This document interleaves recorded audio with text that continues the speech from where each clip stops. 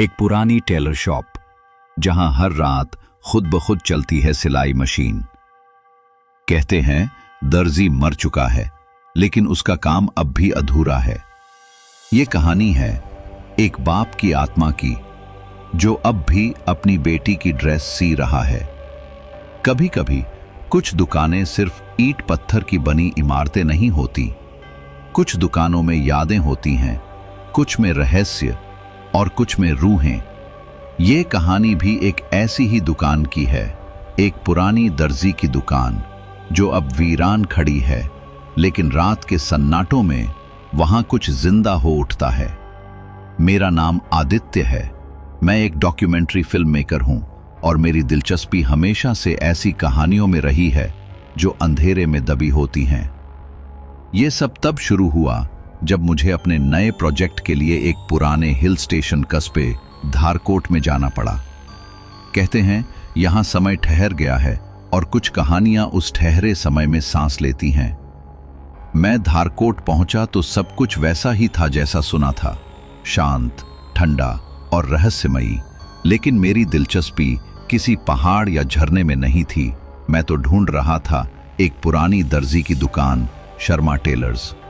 Sharma tailors एक संकरी गली में था। उसके लोहे के शटर पर अब जंग लग चुकी थी।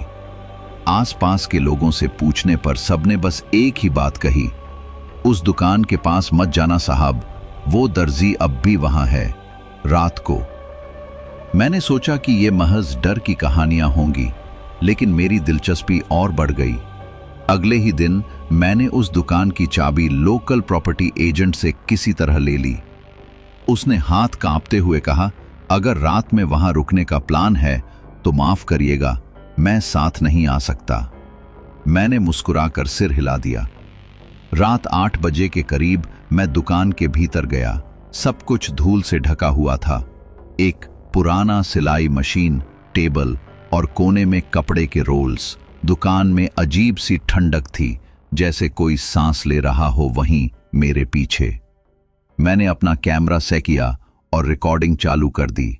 रात के करीब 12 बज चुके थे। मैं एक कोने में बैठा कैमरे की स्क्रीन देख रहा था कि तभी टिक टिक की आवाज आई। मैंने सिर उठाकर देखा। सिलाई मशीन पर रखी कैंची हिल रही थी। कोई हवा नहीं थी वहां। दरवाजा बंद, लेकिन कैंची हिल रही थी और फिर अचानक अपने आप चलने लगी। छप छप छप। कपड़ा नहीं था, फिर भी आवाज आई जैसे कोई उसे काट रहा हो। मैं एक पल के लिए जड़ हो गया। फिर जैसे किसी ने मेरे कानों में फुसफुसाया, नाप लो ये कमीज टाइट ना हो। मैंने पीछे मुड़कर देखा, कोई नहीं था। मैं भागना चाहता था, लेकिन मेरे पैर जैसे जमीन में धंस गए थे। मेरी आंखें खुद ब खुद सिलाई मशीन की तरफ मुड़ गईं। वहां एक धुंधली सी परछाई, जैसे कोई बूढ़ा आदमी झुका हुआ हो किसी कपड़े को नापते हुए। मैंने कैमरा उठाया और रिकॉर्डिंग स्टॉप कर दी, लेकिन उस पर जो रिकॉर्ड हुआ था वो मेरी जिंदगी की सबसे डरावनी चीज थी। एक बूढ़ा आदमी कैमरे में साफ दिख रहा था, जबकि मेरी आंखों के सामने वो धुंध था। मैंने अगले दिन उस दर्जी के बारे में जानने की कोशिश की। नाम था गोविंद शर्मा। लोगों ने बताया वो दर्जी पागल हो गया था। आखिरी दिनों में वो बिना ग्राहक के भी कपड़े सिलता रहता था, रात रात भर। फिर एक दिन उसकी दुकान में ही उसकी लाश मिली। सिर के पास खून में भीगी कैंची मिली थी। कहते हैं उसने खुद को ही कपड़े समझकर काट डाला था। अब भी हर रात वो सिलाई करता है। मैं इस कहानी में इतना उलझ चुका था कि मैंने तय किया एक रात और वहां रुकूंगा। इस बार मैंने अपने साथ स्पिरिट वॉइस रिकॉर्डर भी रखा। रात 1:13 पर रिकॉर्डर पर कुछ आवाजें आईं। कमीज का बटन खो गया है। मैंने वादा किया था डिलीवरी टाइम पर होगी। उसके बाद अचानक कमरे में तापमान गिर गया।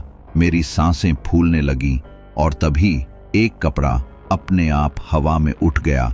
मशीन अपने आप चालू हो गई और तब मैंने पहली बार देखा गोविंद शर्मा। उसकी आंखें सूनी थीं, लेकिन उनमें अधूरापन भरा था। उसके होंठ कांपते हुए बोले, मैंने समय पर कपड़े नहीं दिए। उसकी शादी थी, उसने मुझे माफ नहीं किया। वो लौट कर नहीं आई। मेरी बेटी थी वो। मैं कांप गया। ये आत्मा किसी और की नहीं, एक अपराध बोध से भरे पिता की थी, जो अब भी अपने गुनाह की सिला काट रहा था। मैं उस पल को कभी नहीं भूल सकता। एक अधूरी आत्मा मेरे सामने खड़ी थी, गोविंद शर्मा, जो अब सिर्फ एक नाम नहीं रहा बल्कि एक दर्द बन चुका था, एक अधूरी कहानी जो अब भी अपने अंत की तलाश में थी। उसने धीरे धीरे मेरी ओर देखा। उसकी आंखें जैसे मेरे भीतर झांक रही थीं। वो बस खड़ा रहा, जैसे कुछ कहना चाहता हो, पर शब्द उसके गले में अटक गए हों। मैंने हिम्मत करके पूछा, आपकी बेटी कौन थी? उसके होंठ फड़फड़ाए और फिर एक धीमी आवाज आई, नीलम, मेरी नीलम। इतना कहते ही उसकी आंखों से कुछ बहा, आंसू नहीं बल्कि धुआं, जैसे दर्द अब भी जलता हो उसके भीतर। मैंने अपने रिकॉर्डर की ओर देखा। उसकी आवाज उसमें दर्ज नहीं हुई थी, लेकिन मैं सुन सकता था। शायद वो सिर्फ उन्हें सुनाई देता है जो सुनना चाहते हैं। गोविंद की आंखें अब मशीन की ओर मुड़ गईं। वो फिर से उसमें बैठ गया और सिलाई करने लगा। हवा में कोई कपड़ा नहीं था, फिर भी मशीन की सुई चल रही थी और हवा में कपड़ा खुद ब खुद कटा जा रहा था। वो बड़बड़ा रहा था, नीलम की शादी थी, बहुत प्यारी लग रही थी। मैंने वादा किया था ड्रेस समय पर दूंगा, लेकिन दुकान बंद करनी पड़ी उस दिन। हार्ट अटैक आया था और मैं अस्पताल में था। उसके हाथ तेजी से चल रहे थे, जैसे समय को वापस पाना चाहता हो। जब लौटा, वो चली गई थी बिना शादी के। फांसी लगा ली थी उसने लिखा था, पापा ने धोखा दिया, अब दुनिया भी क्या देगी। एक कंपकंपी मेरे शरीर में दौड़ गई। ये कहानी सिर्फ डर की नहीं थी, ये कहानी थी पछतावे की, टूटे वादों की और एक पिता की आत्मा की, जो अपनी बेटी के लिए अब भी हर रात कपड़े सीता है। मानो अगर एक बार वो ड्रेस पूरी हो जाए तो शायद उसकी बेटी उसे माफ कर दे। उसी रात अचानक दुकान का दरवाजा खुद ब खुद खुल गया और ठंडी हवा अंदर आई। दरवाजे पर एक परछाई खड़ी थी, लड़की की। नीलम? मैंने आंखें मली।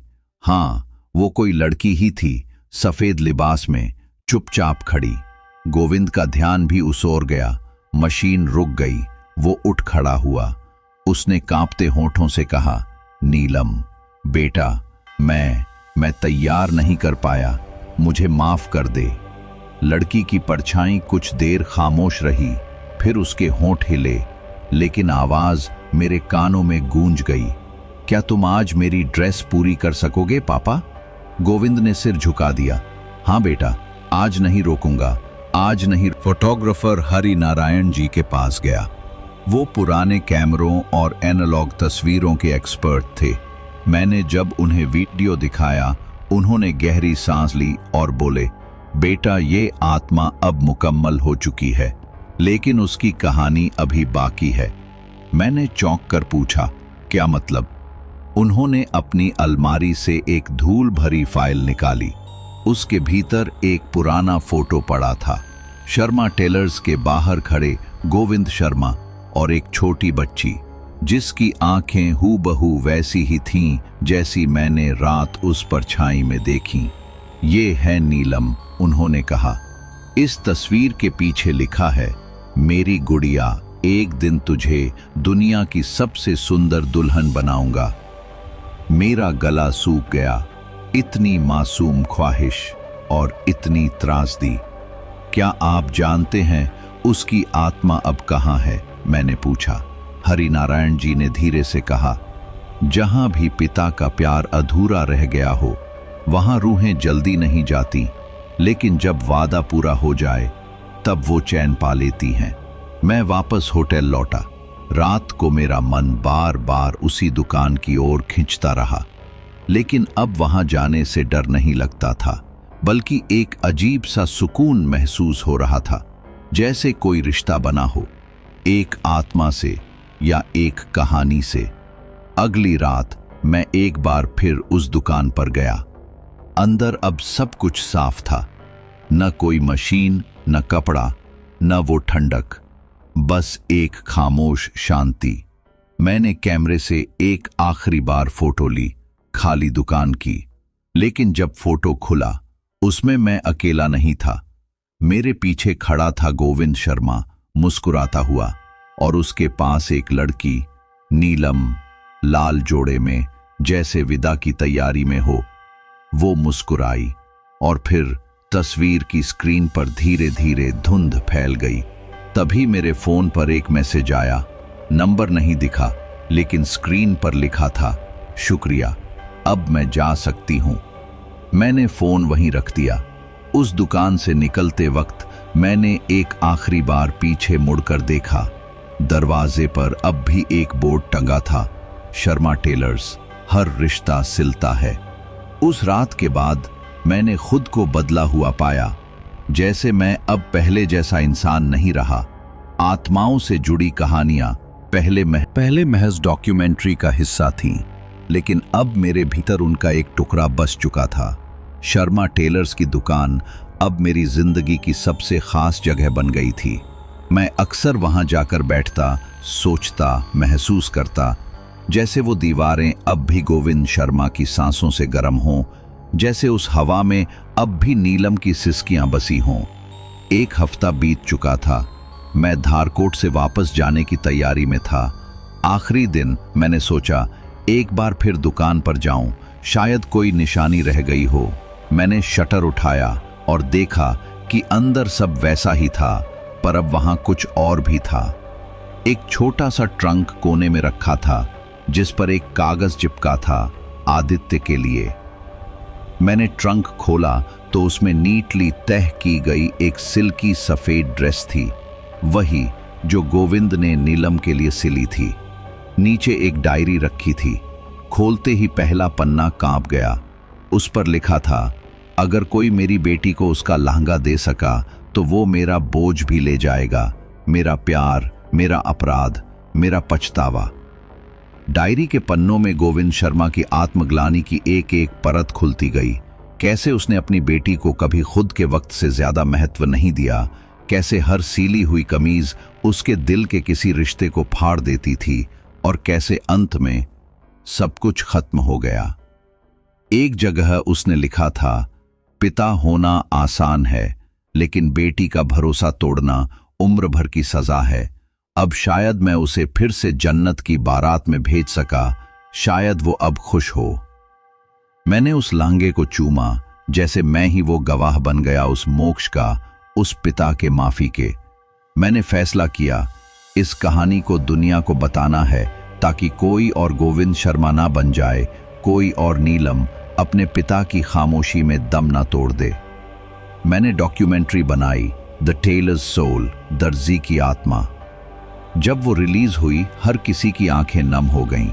ये महज एक डरावनी कहानी नहीं थी, ये एक टूटे हुए बाप की पुकार थी, जिसे अब सब ने सुना था। फिल्म के अंत में मैंने आखिरी शॉट रखा, उस दुकान का खाली फ्रेम, और फिर धीरे धीरे उसमें उभरती दो परछाइयां।